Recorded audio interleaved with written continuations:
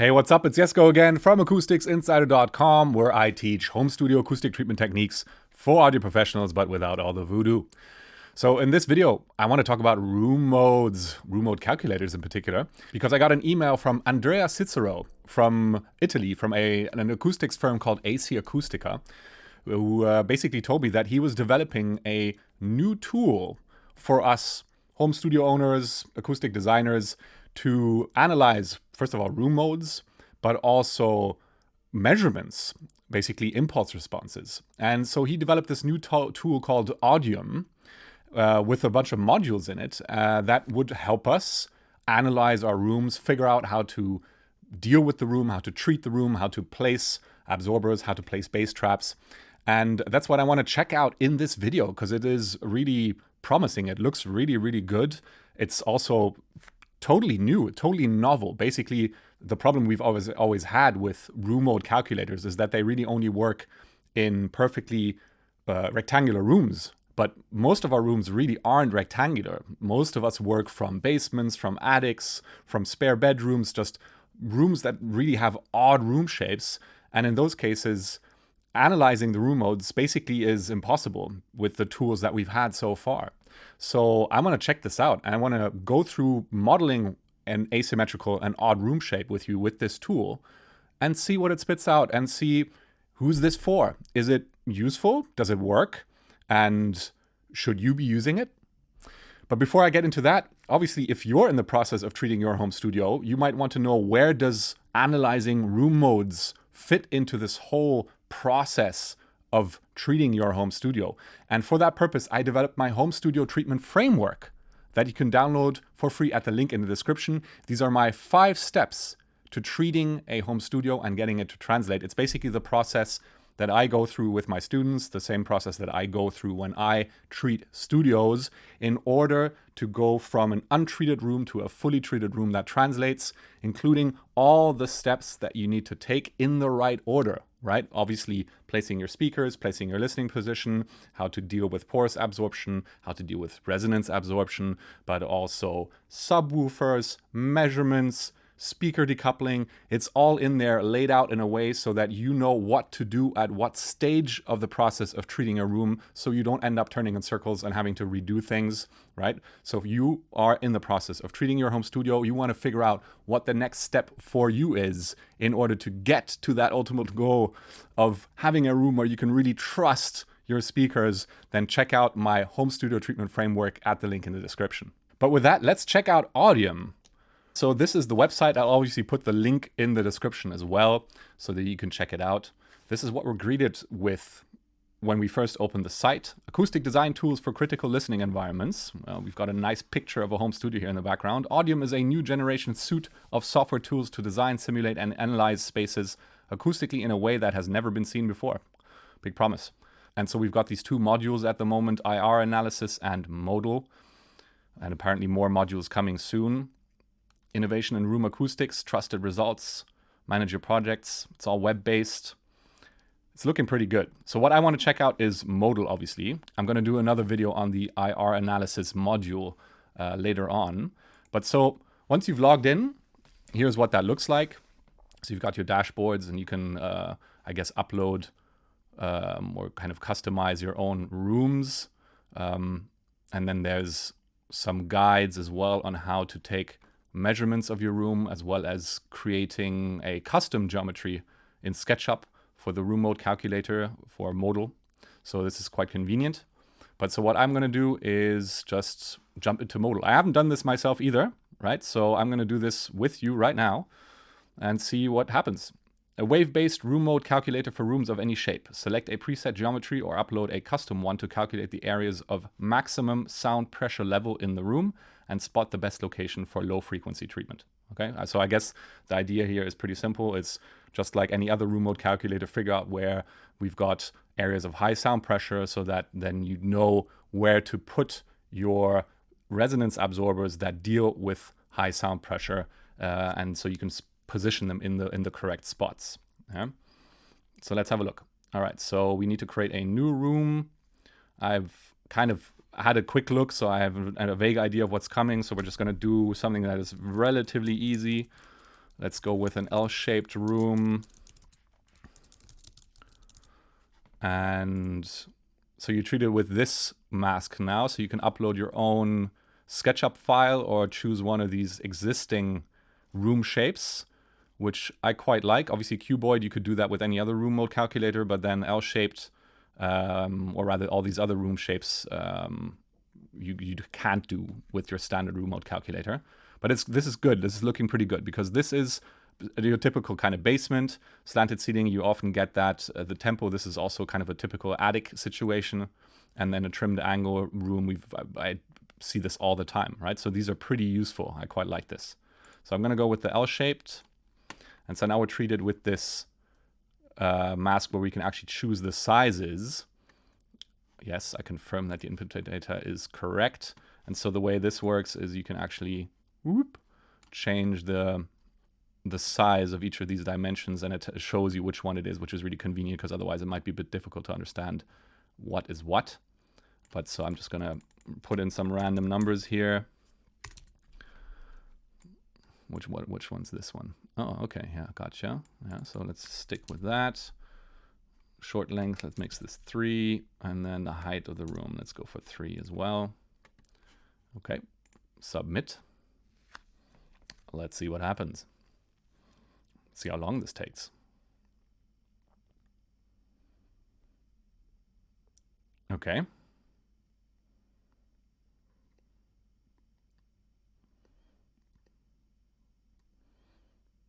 Okay, so just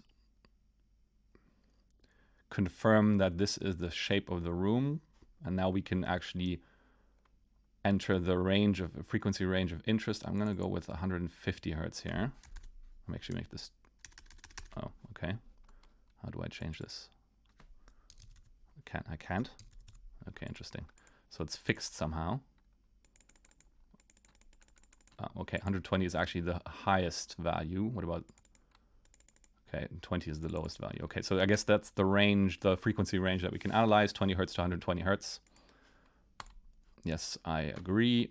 Run simulation. Takes a few seconds based on the characteristics of the room. Stay on the page until the calculation is finished. Okay, let's go. Calculating.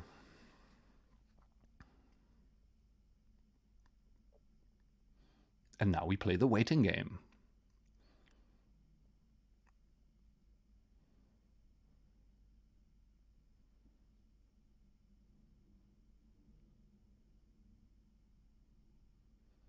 Okay, that was pretty quick. So it really only took about 10 seconds maybe. And so we're back to this this mask, this subpage, my rooms. I guess we'll click on details. Oh, here we go. Okay, interesting. So what do we got here? All right, so we got our diagram of the room. And then up on top, we have some sort of frequency that we can set, start an animation, reset the camera. There's a timer of some sort. So blue is negative pressure in this image. Red is positive pressure. I guess that's part of this, like which part of the cycle we're looking at. And then we've got this modal distribution diagram down here. So we've got a frequency graph from frequency range from 20 to 120 hertz, and then it's showing us the individual room modes with these dots. What happens? Can I click on them? No. Okay, so let's start the animation. Whoa. Okay. Interesting. All right, so this is the 26 hertz. If I click on the 37.5, I kind of would hope. Okay, so we can pick the different room mode frequencies up on top here. Okay. All right, so we can see how it's kind of inverting, right? So the pressure is inverting from as the cycle, as it goes through the cycle. So that's why we get like negative and positive pressure inverting. Interesting. All right, let's go with some of the higher ones, 86 hertz. So these are some of the more complicated modes. Yeah, and again, you can see how the pressure is basically inverting with every cycle. Okay, actually, let's go back to the lower ones. Ah, we can step through it as well. That's kind of cool. Ah, interesting. So this is just the height mode, right? So this is between the floor and the ceiling. That's cool. So now we've got some more complicated modes here.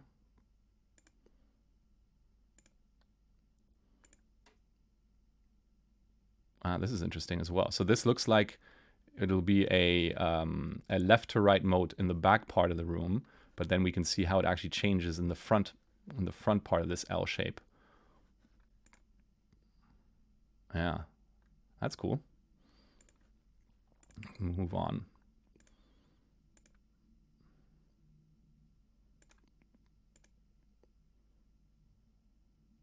Interesting, yeah.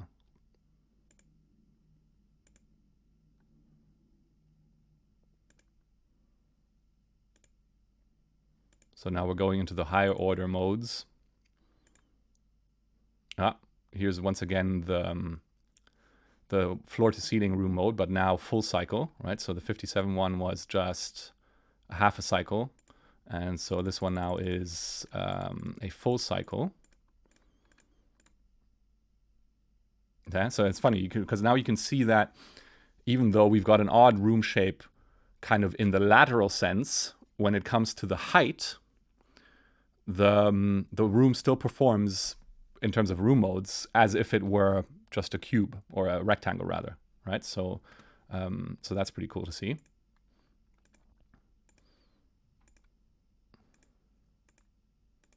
Okay, so that's the highest one we can calculate, yeah? And I guess you can see also by the intensity of the color how high the pressure is.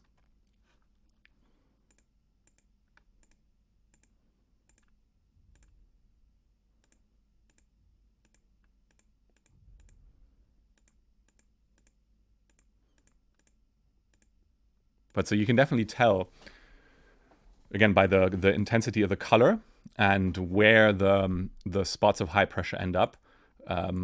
Corners are still going to be a good starting point, and that each of these, well, all the corners have merit. They all have they all play a role in actually potentially damping these room modes, these standing waves in this room. Yeah, depending on which frequency you're gonna want to absorb, you're gonna want to damp, which room mode frequency you want to damp. You're gonna have to pick the right corner. But then, as we can see, the same spot in the corner, let's say the bottom corner right here. Actually, can I? Oh yeah, you can rotate this. That's cool. The bottom corner down here is gonna work well for various different frequencies. Yeah. For some, it's not going to work at all, and for some, it's going to be really good. Right? And so that means you really have to not only pick the right frequency for your absorber, for your resonance absorber, but you also have to pick the right spot for it and potentially have multiple units tuned to different frequencies that are basically try and cover the same corner as best as possible. Obviously, you can't fit these things right on top of each other, although there are kind of combined absorbers that can make it work, but that's really outside the scope of anything that I can reliably talk about. But so you can see just how much planning you need to put into finding the right spots, finding the right frequencies, or tuning the absorbers to the right frequencies, and then placing in the right spots in order to actually even just potentially get proper damping of some of these room modes. Let me just see what else we can do here. So this, what is this timer thing? What does that do? Does that do anything at all? Somehow not really. Not sure what that's about.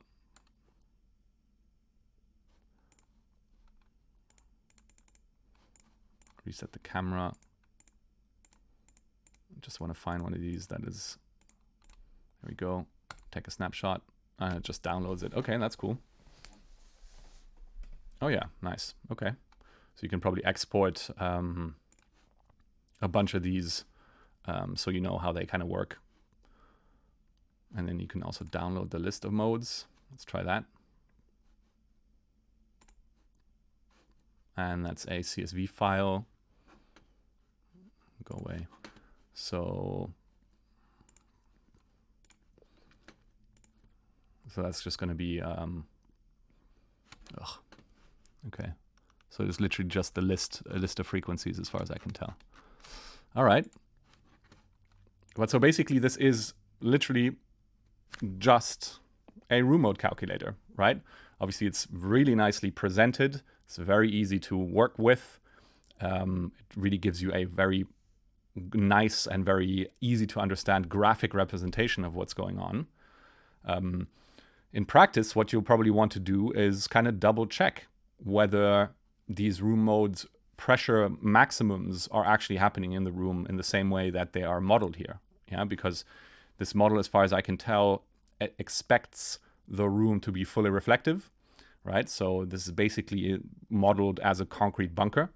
And in practice, if you have leaky walls, let's say, because some of them are made from drywall, or just other kind of materials that let the low frequency energy seep through, then the more that happens, the less accurate these models become, whether you're using just a standard room mode calculator or something like this. Because at the moment, I can't see any way to actually to say what the absorption coefficient of these walls are. We didn't have an option to do that, which means that they're basically it's most likely just expecting these raw walls to be fully reflective. And so in practice, if you want to absorb some of these frequencies, first of all, or these room modes, first of all, you got to make sure that in practice, you're actually seeing, or the room is actually developing these room modes as they are modeled here, and that the pressure maximums are happening in the same spots and at the same frequencies. And there might be some shifts both in frequency and also in actual sound pressure, just because the room might be leaking, and so that pattern of room mode doesn't get created in exactly the same way. But it's a fantastic starting point, right? If you want to figure out what room modes you're dealing with, or you're experiencing a certain problem. Maybe you see a certain problem in a room EQ wizard measurements and an acoustic measurement, and you want to figure out what particular room mode that is, or if it's actually a room mode and not another problem. Then if you're working from an odd room shape, then this is really useful to double check whether the model actually spits out the same frequencies and also the same locations for the pressure maximums. Yeah, so it's a really convenient way to double check if what you're seeing in real life, potentially in measurements, or just from walking around the room, maybe using sine sweeps, or just playing sine waves at certain frequencies, and we're wondering whether the effect that you're hearing are actually room modes, then this can be a way to double check whether that's the case. So yeah, a great tool. Obviously, this isn't going to tell you what type of treatment is right for dealing with any of these particular problems. Yeah, I mean, from experience, we know that in the higher frequencies, to some extent, you can deal with this, or higher frequencies. I think in my experience, upwards of about 40 hertz, you can still relatively easily deal with a lot of this with porous absorption. But if you want to really target particular frequencies, then resonance absorbers, be it kind of membrane absorbers or Helmholtz resonators, are the typical way to deal with these. But again, this still doesn't kind of tell you which exact tool is going to be the right one, how many you need to actually completely damp these standing waves, right? So one of these absorbers, for example, if you get one membrane absorber, for example, tuned to, let's say, 37.5 hertz, right, and you put that in this corner right here, it's going to help reduce that room mode, but it's not going to kill it completely. So there's that extra step of really understanding how much treatment, how much of these units you need, how much surface area you need to cover in order to actually completely absorb, to completely damp one of these standing waves. That's really an experience thing, and that's not what this model this room mode calculator tells you. This is literally just about modeling room modes, standing waves in odd room shapes, and then giving you a really nice representation of what that comes up with. But yeah, a great tool. I think this is awesome. If you are wondering about this, if you want to check it out, again, I put the link in the description. You can sign up for free and get one free room analysis, I believe. And then for any other ones, there's some sort of payment involved. Yeah, one available simulation, and then I guess request additional allowance, so you can request additional rooms. I'm not sure what the pricing policy here is, but this is a great step in the right direction, even if it's just for us to understand how room modes behave in odd rooms, because that can be pretty difficult to imagine, to kind of understand. And so this gives us a really nice graphic representation of what that looks like, and an idea of how these room modes behave at different frequencies in these really odd room shapes. So yeah, for now, I think let's leave it at that. Again, I'll look at the IR analysis module in a different video. But for now, I think this is really, really great. If you want to check it out, again, I'll put the link in the description. And as always, let's get back to learning to trust our ears and having fun making music in the studio. I'll see you in the next video.